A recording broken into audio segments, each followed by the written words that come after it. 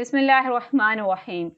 صحابہ کرام رضوان اللہ اجمعین رضی اللہ تعالیٰ عنہ کی زندگیوں میں رسول اللہ صلی اللہ علیہ وسلم کی سیرت طیبہ اس طرح رچ بس گئی تھی کہ ان کا ہر دن سیرت طیبہ کا دن ہے، ان کا ہر لمحہ سیرت طیبہ کا لمحہ ہے، ان کا ہر کام سیرت طیبہ کا کام ہے۔ کوئی کام ایسا نہیں تھا کہ جو سرکار دو عالم صلی اللہ علیہ وسلم کی سیرت طیبہ سے خالی ہو، چونکہ وہ جانتے تھے کہ سرکار دو عالم صلی اللہ علیہ وسلم اس دنیا میں اس لیے تشریف نہیں لائے کہ وہ اپنا دن منوائیں اور اپنی تعریفیں کرائیں، اپنی شان میں قصیدے پڑھوائیں۔ خدا نہ کرے اگر یہ مقصود ہوتا تو جس وقت کفار مکہ نے آپ صلی اللہ علیہ وسلم کو یہ پیشکش کی تھی کہ اگر آپ سردار بننا چاہتے ہیں تو ہم آپ کو اپنا سردار بنا لیں گے، اگر آپ صلی اللہ علیہ وسلم مال و دولت کے طلبگار ہیں تو مال و دولت کے ڈھیر آپ صلی اللہ علیہ وسلم کے قدموں میں لانے کے لیے تیار ہیں، اگر آپ حسن و جمال کے طلبگار ہیں تو عرب کا منتخب حسن و جمال آپ کی خدمت میں نظر کیا جا سکتا ہے، بشرط یہ کہ آپ اپنی تعلیمات کو چھوڑ دیں اور یہ دعوت کا کام چھوڑ دیں۔ اگر آپ صلی اللہ علیہ وسلم کو یہ چیزیں مطلوب ہوتیں تو آپ صلی اللہ علیہ وسلم ان کی اس پیشکش کو قبول کر لیتے، سرداری بھی ملتی، روپیہ پیسہ بھی مل جاتا اور دنیا کی ساری نعمتیں حاصل ہو جاتی۔ لیکن سرکار دو عالم صلی اللہ علیہ وسلم نے فرمایا، اگر تم میرے ایک ہاتھ میں آفتاب اور ایک ہاتھ میں مہتاب لا کر رکھ دو گے تب بھی میں اپنی تعلیمات سے ہٹنے والا نہیں ہوں۔ کیا آپ دنیا میں اس لیے تشریف لائے تھے کہ آپ کے نام پر عید میلاد النبی منائیں، بلکہ آپ کے آنے کا منشا وہ ہے جو قرآن کریم نے اس آیت میں بیان فرمایا۔ ترجمہ یعنی ہم نے نبی کریم صلی اللہ علیہ وسلم کو تمہارے پاس بہترین نمونہ بنا کر بھیجا ہے تاکہ تم ان کی نقل اتارو، اور اس شخص کے لیے بھیجا ہے جو اللہ پر ایمان رکھتا ہے اور یوم آخرت پر ایمان رکھتا ہے اور اللہ کو کثرت سے یاد کرتا ہے۔ اللہ تعالیٰ نے انسان کی فطرت یہ رکھی ہے کہ جب تک کسی کا عملی نمونہ اس کے سامنے نہ ہو اس وقت تک وہ صحیح راستے پر صحیح طریقے سے نہیں آ سکتا اور کوئی علم و فن صحیح طور پر نہیں سیکھ سکتا۔ اس واسطے اللہ تعالیٰ نے انبیاء علیہ السلام کا جو سلسلہ جاری فرمایا وہ در حقیقت اسی مقصد کو بتانے کے لیے تھا کہ ہم نے کتاب تو بھیج دی ہے لیکن تنہا کتاب تمہاری رہنمائی کے لیے کافی نہیں ہوگی جب تک اس کتاب پر عمل کرنے کے لیے نمونہ تمہارے سامنے نہ ہو۔ اس لیے قرآن کریم یہ کہہ رہا ہے کہ ہم نے حضور اقدس صلی اللہ علیہ وسلم کو اس غرض کے لیے بھیجا ہے کہ تم یہ دیکھو کہ یہ قرآن کریم تو ہماری تعلیمات ہیں اور یہ نبی صلی اللہ علیہ وسلم ہماری تعلیمات پر عمل کرنے کا نمونہ ہیں۔ اللہ تعالیٰ نے قرآن کریم میں ایک اور جگہ ارشاد فرمایا ہے کہ ترجمہ تمہارے پاس اللہ تعالیٰ کی طرف سے ایک تو کھلی کتاب یعنی قرآن آیا ہے اور اس کے ساتھ ایک نور آیا ہے۔ اللہ تعالیٰ نے آپ کو اس لیے مبعوث فرمایا کہ آپ کی تعلیمات کا نور کتاب اللہ کے عملی تشریح کرے گا، یہ تمہیں تربیت دے گا اور تمہارے سامنے ایک عملی نمونہ پیش کر کے دکھائے گا کہ یہ دیکھو اللہ کی کتاب پر اس طرح عمل کیا جاتا ہے۔ اور اب ہم نے حضور اقدس صلی اللہ علیہ وسلم کی ذات کو ایک مکمل اور کامل نمونہ بنا دیا، یہ ایسا نمونہ ہے کہ انسانیت اس کی نظیر پیش کرنے سے عاجز ہے، اور یہ نمونہ اس لیے بھیجا ہے کہ تم اس کو دیکھو اور اس کی نقل اتارو کہ اگر تم باپ ہو تو یہ دیکھو کہ فاطمہ رضی اللہ تعالیٰ عنہ کے باپ صلی اللہ علیہ وسلم کیا کرتے تھے، اگر تم شوہر ہو تو یہ دیکھو کہ عائشہ رضی اللہ تعالیٰ عنہ اور خدیجہ رضی اللہ تعالیٰ عنہ کے شوہر صلی اللہ علیہ وسلم کیا کرتے تھے، اگر تم حاکم ہو تو یہ دیکھو کہ مدینہ کے حاکم صلی اللہ علیہ وسلم نے کس طرح حکومت کی، اگر تم مزدور ہو تو یہ دیکھو کہ مکہ کی پہاڑیوں پر بکریاں چرانے والے مزدور صلی اللہ علیہ وسلم کیا کرتے تھے، اگر تم تاجر ہو تو یہ دیکھو کہ سرکار دو عالم صلی اللہ علیہ وسلم نے شام کی تجارت میں کیا طریقہ اختیار فرمایا۔ آپ صلی اللہ علیہ وسلم نے تجارت، زراعت، مزدوری، سیاست، معیشت، غرض یہ کہ زندگی کا کوئی شعبہ نہیں چھوڑا جس میں حضور اقدس صلی اللہ علیہ وسلم کی ذات نمونہ کے طور پر موجود نہ ہو، بس تم اس نمونے کو دیکھو اور اس کی پیروی کرو۔ اسی مقصد کے لیے اللہ تعالیٰ نے نبی کریم صلی اللہ علیہ وسلم کو بھیجا ہے، اس لیے نہیں بھیجا کہ آپ کا یوم پیدائش منایا جائے، اس لیے نہیں بھیجا کہ آپ کا جشن منا کر یہ سمجھ لیا جائے کہ ہم نے ان کا حق ادا کر دیا، بلکہ اس لیے بھیجا کہ ان کی ایسی اتباع کرو جیسی صحابہ کرام رضوان اللہ اجمعین نے اتباع کر کے دکھائی۔ صحابہ کرام رضی اللہ تعالیٰ عنہ کو ہر آن اس بات کا دھیان رہتا تھا کہ حضور اقدس صلی اللہ علیہ وسلم کی اتباع کس طرح ہو۔ صحابہ کرام رضی اللہ تعالیٰ عنہ ویسے ہی صحابہ کرام نہیں بن گئے۔ ایک مرتبہ حضور اقدس صلی اللہ علیہ وسلم مسجد نبوی میں خطبہ دے رہے تھے، خطبہ کے دوران آپ صلی اللہ علیہ وسلم نے دیکھا کہ کچھ لوگ مسجد کے کناروں پر کھڑے ہیں۔ حضرت صلی اللہ علیہ وسلم نے کناروں پر کھڑے ہوئے لوگوں سے خطاب کرتے ہوئے فرمایا کہ بیٹھ جاؤ۔ جس وقت آپ صلی اللہ علیہ وسلم نے یہ حکم دیا اس وقت حضرت عبداللہ بن مسعود رضی اللہ تعالیٰ عنہ ابھی دروازے پر تھے اور ابھی مسجد میں داخل نہیں ہوئے تھے کہ اس اس وقت ان کے کان میں حضور اقدس صلی اللہ علیہ وسلم کی یہ آواز آئی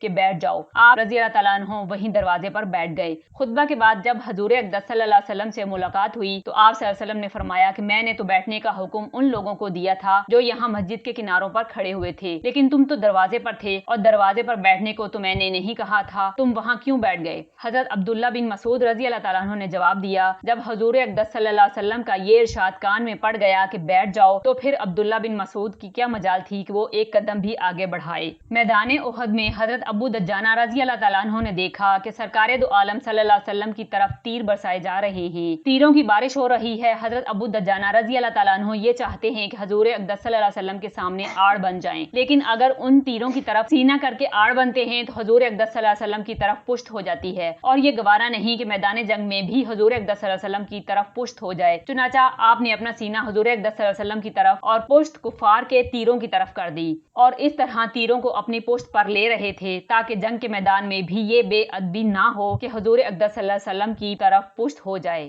حضرت عثمان غنی رضی اللہ تعالیٰ عنہ حدیبیہ کے موقع پر معاملات طے کرنے کے لیے حضور اقدس صلی اللہ علیہ وسلم کے ایلچی بن کر مکہ مکرمہ تشریف لے گئے۔ وہاں جا کر اپنے چچا زاد بھائی کے گھر ٹھہر گئے، اور جب صبح کے وقت مکہ کے سرداروں سے مذاکرات کے لیے گھر سے جانے لگے تو اس وقت حضرت عثمان غنی رضی اللہ تعالیٰ عنہ کا پاجامہ ٹخنوں سے اوپر آدھی پنڈلی تک تھا۔ حضرت صلی اللہ علیہ وسلم کا یہ فرمان تھا کہ ٹخنوں سے نیچے آزار لٹکانا تو بالکل ناجائز ہے، اگر ٹخنوں سے اوپر ہو تو جائز ہے، لیکن حضور اقدس صلی اللہ علیہ وسلم کا عام معمول اور عادت یہ تھی کہ آپ آدھی پنڈلی تک اپنا آزار رکھتے تھے، اس سے نیچے نہیں ہوتا تھا۔ چنانچہ حضرت عثمان غنی رضی اللہ تعالیٰ عنہ کے چچا زاد بھائی نے کہا کہ جناب، عربوں کا دستور یہ ہے کہ جس شخص کا آزار اور تہبند جتنا لٹکا ہوا ہو اتنا ہی اس آدمی کو بڑا سمجھا جاتا ہے، اور سردار قسم کے لوگ اپنی آزار کو لٹکا کر رکھتے ہیں۔ اس لیے اگر آپ اپنی آزار اس طرح اونچی پہن کر ان لوگوں میں جائیں گے تو اس صورت میں ان کی نظروں میں آپ کی وقت نہیں ہوگی اور مذاکرات میں جان نہیں پڑے گی۔ حضرت عثمان غنی رضی اللہ تعالیٰ عنہ نے اپنے چچا زاد بھائی کی باتیں سنی تو ایک ہی جواب دیا، فرمایا کہ نہیں، میں اپنا آزار اس سے نیچے نہیں کر سکتا، میرے آقا سرکار دو عالم صلی اللہ علیہ وسلم کا آزار ایسا ہی ہے، یعنی اب یہ لوگ مجھے اچھا سمجھیں یا برا سمجھیں، میری عزت کریں یا بے عزتی کریں، جو چاہے کریں، مجھے اس کی کوئی پرواہ نہیں۔ میں حضور اقدس صلی اللہ علیہ وسلم کا آزار دیکھ چکا ہوں، اور آپ کا جیسا آزار ہے ویسا ہی میرا رہے گا، اسے میں تبدیل نہیں کر سکتا۔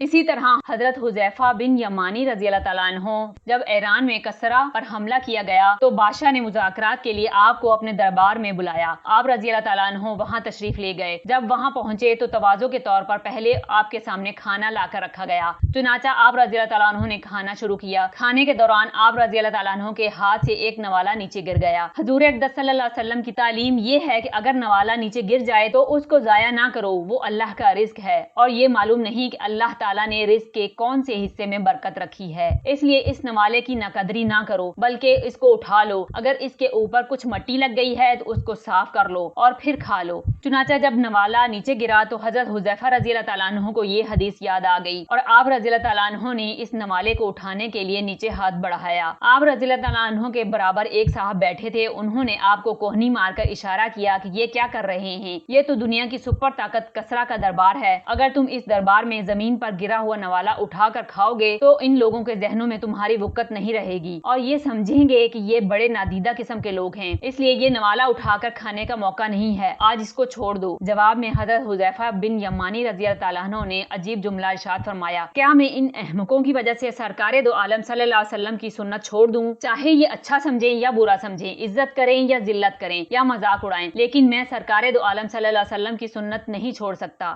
اس واقعے سے پہلے یہ ہوا کہ حضرت حذیفہ بن یمانی اور حضرت ربیع بن عامر رضی اللہ تعالیٰ عنہ جب مذاکرات کے لیے جانے لگے اور کسرا کے محل میں داخل ہونے لگے تو اس وقت وہ اپنا وہی سیدھا سادہ لباس پہنے ہوئے تھے، چونکہ لمبا سفر کر کے آئے تھے اس لیے ہو سکتا ہے کہ وہ کپڑے کچھ میلے بھی ہوں۔ دربار کے دروازے پر جو دربان تھا اس نے آپ کو اندر جانے سے روک دیا، اس نے کہا کہ تم اتنے بڑے بادشاہ کسرا کے دربار میں ایسے لباس میں جا رہے ہو، یہ کہہ کر اس نے ایک جبہ دیا کہ آپ یہ جبہ پہن کر جائیں۔ حضرت ربیع بن عامر رضی اللہ تعالیٰ ताला अन्हु ने उस दरबान से कहा कि अगर कसरा के दरबार में जाने के लिए उसका दिया हुआ जब्बा पहनना जरूरी है तो फिर हमें उसके दरबार में जाने की कोई जरूरत नहीं। अगर हम जाएंगे तो इसी लिबास में जाएंगे और अगर उसको इस लिबास में मिलना मंजूर नहीं तो फिर हमें भी उससे मिलने का कोई शौक नहीं, लिहाजा हम वापस जा रहे हैं। उस दरबान ने अंदर पैगाम भेजा कि ये अजीब किस्म के लोग आए हैं जो जब्बा लेने को भी तैयार नहीं। इस दौरान हजरत रबी बिन आमिर रज़ी अल्लाह ताला अन्हु अपनी तलवार के ऊपर लिपटी हुई कतरनों को दुरुस्त करने लगे जो तलवार के टूटे हुए हिस्से पर लिपटी हुई थी। उस चौकीदार ने तलवार को देखकर कहा, जरा मुझे अपनी तलवार तो दिखाओ। आप रज़ी अल्लाह ताला अन्हु ने वो तलवार उसको दे दी। उसने वो तलवार देकर कहा कि क्या तुम इस तलवार से ईरान फतह करोगे?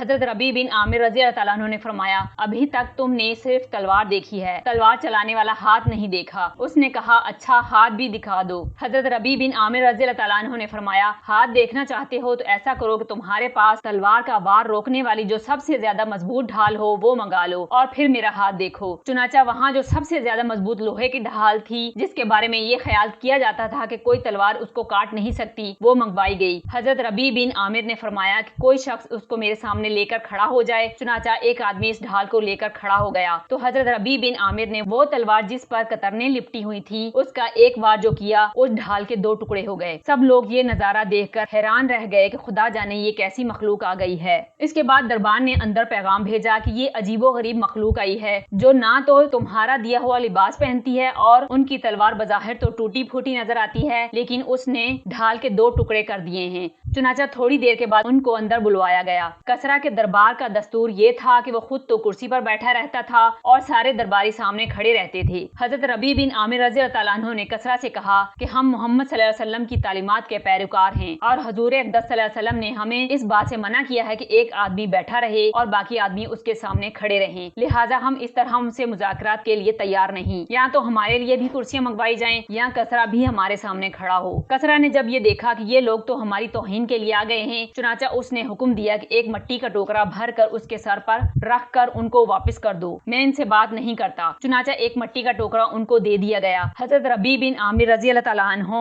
जब दरबार से निकलने लगे तो जाते हुए ये कहा, ए कसरा ये बात याद रखना कि तुमने ईरान की मट्टी हमें दे दी। ये कहकर रवाना हो गए। ईरानी लोग बड़े तोहम परस्त लोग थे। उन्होंने सोचा कि ये जो कहा है कि ईरान की मट्टी हमें दे दी ये तो बड़ी बदफाली हो गई। अब कसरा ने फौरन एक आदमी पीछे दौड़ाया कि जाओ जल्दी से वो मट्टी का टोकरा वापस ले आओ। अब हजरत रबी बिन आमिर रज़ी अल्लाह ताला अन्हु कहाँ हाथ आने वाले थे, चुनाचा वो ले जाने में कामयाब हो गए। इसलिए अल्लाह ताला ने लिख दिया था कि ईरान की मट्टी इन्हीं टूटी हुई तलवार वालों के हाथ में है। आप सल्लल्लाहु अलैहि वसल्लम की सुन्नतों की तामील में उन सहाबा कराम रज़ी अल्लाह ताला अन्हु ने दुनिया भर में अपना लोहा मनवाया। लिहाजा अगर हम इस बात का जायजा लें कि हम हजूर अक़दस सल्लल्लाहु अलैहि वसल्लम की कौन सी सुन्नत पर अमल कर रहे हैं और कौन सी सुन्नत पर अमल नहीं कर रहे और कौन सी सुन्नत ऐसी है जिस पर हम फौरन अमल करना शुरू कर सकते हैं और कौन सी सुन्नत ऐसी है जिसमें थोड़ी सी तवज्जो की जरूरत है, लिहाजा जो सुन्नत ऐसी है जिस पर हम फौरन अमल शुरू कर सकते हैं वो आज से शुरू कर दें और उसका एहतमाम करें।